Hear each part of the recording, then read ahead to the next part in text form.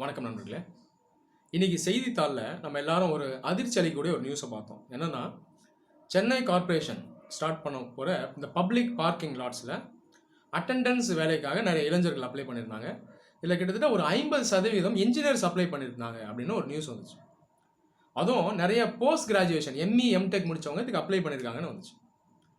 எல்லா வேலையும் ஒன்று தான், எந்த வேலையும் மட்டம் கிடையாது.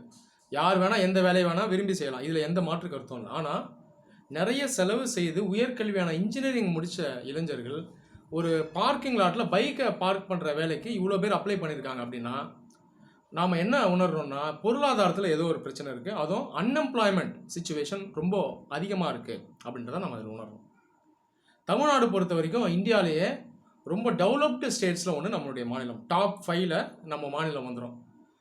மகாராஷ்டிரா, ஹரியானா, பஞ்சாப் இந்த லிஸ்ட்டில் வந்துடும். ஜிடிபி ஆகட்டும், பெர் கேபிட்டா ஜிடிபி ஆகட்டும், இன்வெஸ்ட்மெண்ட் ஆகட்டும், இன்ஃப்ராஸ்ட்ரக்சர் ஆகட்டும், மற்ற எஜுகேஷன், ஹெல்த் இந்த ஃபெசிலிட்டிஸ் ஆகட்டும், எக்கனாமிக் பாயிண்ட் ஆஃப் வியூவில் டாப் 5 ஸ்டேட்ஸ்குள்ளே பார்த்தீங்கன்னா நம்ம ஸ்டேட் எப்பயுமே இருக்கும். அப்படி இருக்கும்பொழுது நம்ம மாநிலம் இன்னும் முன்னேற தான் பார்க்கணும். அப்படி இருக்கும்போது ஏன் இந்த அளவுக்கு அன்எம்ப்ளாய்மெண்ட் இருக்குது அப்படின்றத நம்ம ஆய்வு செஞ்சு பார்க்கணும். அதுவும் மெயினாக இன்ஜினியரிங் கிராஜுவேட்ஸ்க்கு ஏன் இந்த அன்எம்ப்ளாய்மெண்ட் பிரச்சனை இருக்குது அப்படின்றத நம்ம யோசிக்கணும். நம்மளுடைய மாநிலத்தில் சராசரியாக ஒரு 500க்கும் மேற்பட்ட இன்ஜினியரிங் காலேஜ் இருக்குது. அதில் வருடம் ஒரு 2 லட்சத்துக்கும் மேற்பட்ட இன்ஜினியரிங் கிராஜுவேட்ஸ் வந்துட்டு இருக்காங்க ஒரு லாஸ்ட் 5-6 இயர்ஸ் நம்ம பார்த்தோம்னா. அப்போ இவ்வளோ பேரையும் அப்சர்வ் பண்ணுற அளவுக்கு இண்டஸ்ட்ரியில் ஜாப்ஸ் இருக்கான்னு பார்த்தீங்கன்னா இல்லை. அப்போ இந்த சப்ளை டிமாண்ட் மிஸ்மேட்ச் இருக்குது. சப்ளைன்றது எஜுகேஷன் செக்டர், டிமாண்டுங்கிறது இண்டஸ்ட்ரி. மெயினாக இன்ஜினியர்ஸ்லாம் என்ன படிக்கிறாங்க, ஒரு கோர் சப்ஜெக்டை எடுத்து படிப்பாங்க. Mechanical engineering, electrical engineering, electronic engineering, automobile engineering, இந்த இன்ஜினியரிங்லாம் படிப்பாங்க. ஆனால் இந்தியாவில் இந்த கோர் இன்ஜினியரிங் ஜாப்ஸ் இருக்கான்னு பார்த்தீங்கன்னா இல்லை. அப்போ இந்த இண்டஸ்ட்ரீஸே பார்த்தீங்கன்னா இந்தியாவில் அந்தளவுக்கு இல்லை அப்படின்னு தான் நம்ம சொல்லணும். மெயினாக நார்த் இந்தியாவில் அந்தளவுக்கு இந்த இன்ஜினியரிங் இண்டஸ்ட்ரீஸ் அந்தளவுக்கு கிடையாது, இந்த மேனுஃபேக்சரிங் இண்டஸ்ட்ரீஸ் கிடையாது. சவுத் இந்தியன் ஸ்டேட்ஸ்லையும் இந்த வெஸ்டர்ன் இந்தியன் ஸ்டேட்ஸ்லையும் தான் அந்தளவுக்கு இருக்குது. அப்போ இதனால தான் மெயினாக அங்கே இருக்க நிறைய இளைஞர்கள் இங்கே அந்த வேலை வாய்ப்புக்கு வராங்க. அதுவும் இங்கே இருக்கக்கூடிய இண்டஸ்ட்ரீஸ் பார்த்திங்கன்னா இருக்குது, ஆனால் அந்தளவுக்கு கிடையாது. ஆட்டோமொபைல் இண்டஸ்ட்ரீஸ் இருக்குது, எலக்ட்ரானிக் இண்டஸ்ட்ரீஸ் இருக்குது. ஆனாலும் இவ்வளோ கிராஜுவேட்ஸை அப்சர்வ் பண்ணுற அளவுக்கு இண்டஸ்ட்ரீஸ் இருக்கா அப்படின்னு பார்த்தீங்கன்னா இல்லை. இந்த ஒரு காரணத்தினால தான் இந்த இளைஞர்கள் வேறு வழி இல்லாமல் மெயினாக சர்வீஸ் செக்டர் ஜாப்ஸ்க்கு போகிறாங்க.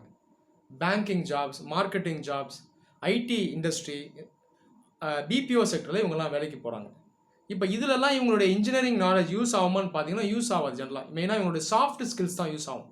அப்போ இவங்க இவ்வளோ செலவு பண்ணி அந்த இன்ஜினியரிங் படிப்பை படித்தாலும் இவங்க கோர் இண்டஸ்ட்ரியில் அந்த இன்ஜினியரிங் செக்டரில் வேலை செய்யாமல் சர்வீஸ் செக்டர் வேலைக்கு தான் போகிறாங்க. அப்போ அந்த மிஸ் மேட்ச்ங்கிறது எப்பயுமே இங்கே இருந்துக்கிட்டே இருக்குது. இப்போ சமீபமாக கவர்மெண்ட் அந்த மேக் இன் இண்டியா ஸ்கீம் இதுக்கு முக்கியத்துவம் அளிக்குது. மேக் இன் இண்டியா ஸ்கீம்ங்கிறது மேனுஃபேக்சரிங் செக்டருக்கு முக்கியத்துவம் அளித்து இந்த இண்டஸ்ட்ரீஸை முன்னேற்றணும். அதுதான் அந்த மேக் இன் இண்டியா ஸ்கீம்ஸ்.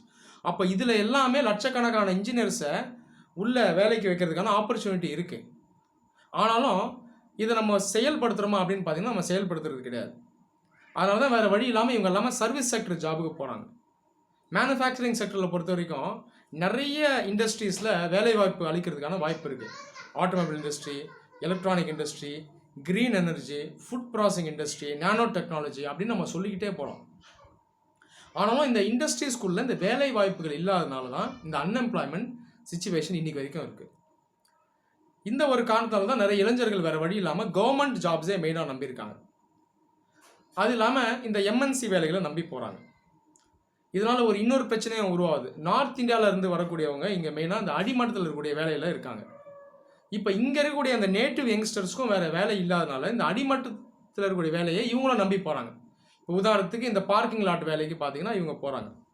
அப்போ இந்த ஒரு சூழ்நிலை என்ன ஆகுதுன்னா, நார்த் இந்தியாவிலேருந்து வர்றவங்களுக்கும் உள்ளே இருக்கக்கூடிய யங்ஸ்டர்ஸ்க்கும் ஒரு என்ன சொல்கிறது, ஒரு சண்டையை உருவாக்குது அப்படின்னு சொல்லலாம்.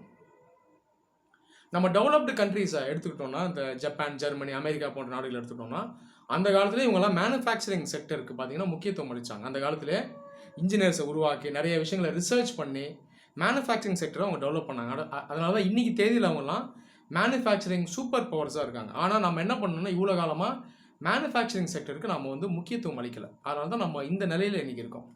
டைரெக்டாக அக்ரிகல்ச்சர்லேருந்து அப்படியே சர்வீசஸ் செக்டருக்கு ஜம்ப் பண்ணிட்டுமே தவிர மேனுஃபேக்சரிங் செக்டருக்கு நம்ம முக்கியத்துவம் அளிக்காமல் போயிட்டோம். அதே போல் மேலை நாடுகள் எடுத்துக்கிட்டிங்கன்னா இந்த இன்குபேஷன் சென்டர் அப்படிங்கிற ஒரு கான்செப்ட் இருக்குது. இன்குபேஷன் சென்டர்னு சொல்லக்கூடியது ஒரு ஸ்டூடெண்ட் அந்த கோர்ஸை அவர் வந்து லேர்ன் பண்ணிகிட்டு இருக்கும்போது என்ன பண்ணுவாங்கன்னா, அந்த யூனிவர்சிட்டியும் இண்டஸ்ட்ரிக்கும் நடுவில் ஒரு லிங்கேஜ் இருக்கும். அந்த இண்டஸ்ட்ரி பிளேயர் என்ன பண்ணுவாங்கன்னா, இந்த கிராஜுவேட்ஸை அந்த கோர்ஸ் முடிக்கிறதுக்கு முன்னாடியே அவங்க ட்ரெயின் பண்ணிகிட்டே வருவாங்க. ஸ்கில்ஸ் எல்லாம் அவங்க ப்ரொவைட் பண்ணுவாங்க. அப்போ கரெக்டாக அந்த இளைஞர் அந்த கோர்ஸை முடிக்கும் போது அவர் ரெடியாக ஒரு வேலை வாய்ப்பு இருக்கும். இதுதான் இன்குபேஷன் சொல்லுவாங்க. இது மேலை நாடுகள்லாம் அந்த கான்செப்ட் இருக்குது. சிலிகான் வேலி ஒரு உதாரணம். அமெரிக்காவில் இருக்கக்கூடிய சிலிகான் வேலி, அங்கே நிறைய இன்குபேஷன் சென்டர்ஸ் இருக்கும். கரெக்டாக அந்த கிராஜுவேட்ஸ் முடித்து வரும்போதே அவங்களை ட்ரெயின் பண்ணி இண்டஸ்ட்ரி ரெடியாக இருப்பாங்க. அப்போ முடிக்கும் போதே அவங்களுக்கு டேரெக்டாக ஒரு வேலை வாய்ப்பு இருக்கும். அப்போ இந்த இன்குபேஷன் சென்டர்ஸையும் இந்தியாவில் நிறைய உருவாக்கணும். அதுவும் தமிழ்நாடு போன்ற டெவலப்டு ஸ்டேட்ஸ் இந்த இன்குபேஷன் சென்டர்ஸை நிறைய உருவாக்கணும். இது அவங்க செய்யணும். அது இல்லாமல் ரிசர்ச்சுக்கு நிறைய ஃபண்ட்ஸை ஒதுக்கணும்.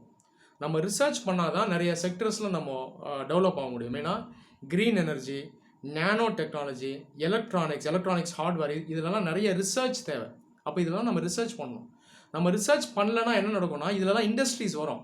மெயினாக இதெல்லாம் எந்த மாதிரி இண்டஸ்ட்ரீஸாக இருக்குன்னா ரொம்ப வேல்யூ ஆடடாக இருக்காது. ஜெனரலாக நம்ம அசம்பிளி பண்ணி விற்றுக்கிட்டு இருப்போம்.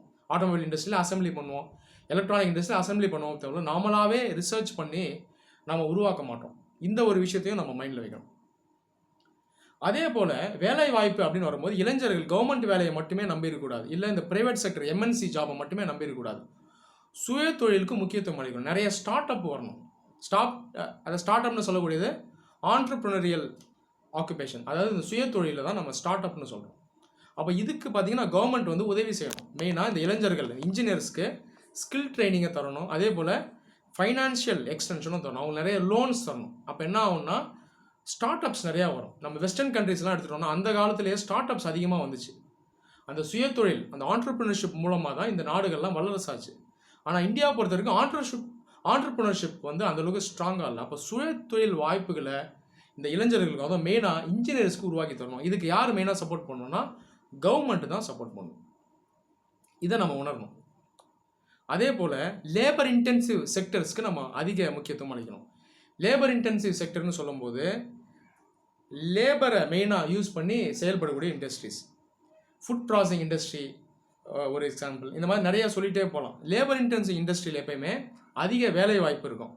உதாரணத்துக்கு எலக்ட்ரானிக்ஸில் பார்த்தீங்கன்னா, எலக்ட்ரானிக் இண்டஸ்ட்ரியில் இந்த சிப் மேனுஃபேக்சரிங் இண்டஸ்ட்ரி, அதாவது இந்த வேஃபர் ஃபேப்ரிகேஷன் யூனிட்னு சொல்லுவாங்க.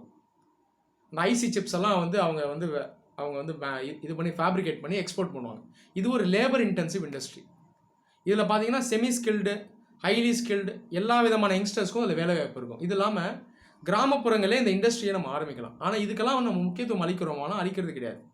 அதே போல் ஃபுட் ப்ராசஸிங் இண்டஸ்ட்ரீஸை நம்ம எடுத்துகிட்டு வரலாம். கிராமப்புறங்களே ஃபுட் ப்ராசஸிங் இண்டஸ்ட்ரியில் கொண்டு வரலாம். இதன் மூலமாக நம்ம நிறைய வருவாயை ஈட்டலாம். இதில் நிறைய இன்ஜினியர்ஸை நம்ம எம்ப்ளாய் பண்ணலாம். ஃபுட் ப்ராசஸிங் இண்டஸ்ட்ரீஸ் மூலமாக மற்ற இன்ஜினியரிங் ஜாப்ஸும் உருவாகும். ஆட்டோமொபைல் இன்ஜினியர்ஸ்க்கு வேலை கிடைக்கும், மெக்கானிக்கல் இன்ஜினியர்ஸ் வேலை கிடைக்கும். இந்த மாதிரி நிறைய மல்டிப்ளையர் எஃபெக்ட்ஸும் எக்கனாமிக்குள்ளே உருவாகும். அப்போ லேபர் இன்டென்சிவ் இண்டஸ்ட்ரீஸை நம்ம மைண்டில் வைக்கணும். அதே போல் எஜுகேஷன் பாலிசிக்குள்ளேயும் ஒரு ரீஃபார்ம்ஸை நம்ம கொண்டு வரணும். மெயினாக நம்ம இன்ஜினியரிங் எஜுகேஷன் மட்டுமே முக்கியத்துவம் அளிக்கக்கூடாது. மற்ற ஆர்ட்ஸ் அண்ட் சயின்ஸ்க்கும் நம்ம இம்பார்ட்டன்ஸ் தரணும். இப்போ உதாரணத்துக்கு பார்த்தீங்கன்னா டூரிசம் இண்டஸ்ட்ரி, இது வந்து சர்வீசஸ் செக்டரில் வரும். இதில் லட்சக்கணக்கான இளைஞர்கள் வேலைவாய்ப்பு தரலாம். அப்போ டூரிசம் சம்மந்தமான ஸ்டடீஸை நம்ம நிறைய கொண்டு வரணும். அப்போ இவங்க எல்லாருமே நம்ம டூரிசம் செக்டரில் நம்ம எம்ப்ளாய் பண்ணலாம். அப்போ எஜுகேஷன் செக்டருக்குள்ளேயுமே ஒரு ரீஃபார்ம் கொண்டு வரணும். வெறும் இன்ஜினியரிங்கோ இல்லை எம்பிஏக்கு மட்டுமே நம்ம முக்கியத்துவம் அளிக்காமல் மற்ற எஜுகேஷனுக்கும் பார்த்திங்கன்னா நம்ம இம்பார்ட்டன்ஸ் தரணும். மெயினாக பேசிக் சயின்சஸ்க்கும் நம்ம நிறைய ஆப்பர்ச்சுனிட்டிஸ் கொண்டு வரணும். நிறைய யங்ஸ்டர்ஸ் பேசிக் சயின்சஸை அவங்க விரும்புறதில்ல. பேசிக் சயின்ஸை படித்தா தான் ஒரு நாட்டுக்குள்ளே பார்த்திங்கன்னா ரிசர்ச்சை நம்ம வந்து முன்னேற்ற முடியும். ரிசர்ச் அண்ட் டெவலப்மெண்ட்டை பேசிக் சயின்சஸ் மூலமாக தான் நம்ம முன்னேற்றி கொண்டு வர முடியும். அப்போ இந்த எஜுகேஷன் செக்டருக்குள்ளேயுமே நமக்கு ரீஃபார்ம்ஸ் தேவை. அப்போ இந்த அளவுக்கு ரீஃபார்ம்ஸை கவர்மெண்ட் கொண்டு வரணும். இமீடியட்டாக கொண்டு வரனாலும் ஸ்லோவாக நான் சொன்ன இந்த ஏரியாஸ் எல்லாம் கவர்மெண்ட் கவனம் செலுத்தினாங்கன்னா ஃப்யூச்சரில் இந்த அன்எம்ப்ளாய்மெண்ட் ப்ராப்ளம் இல்லாமல் இருக்கும். நன்றி.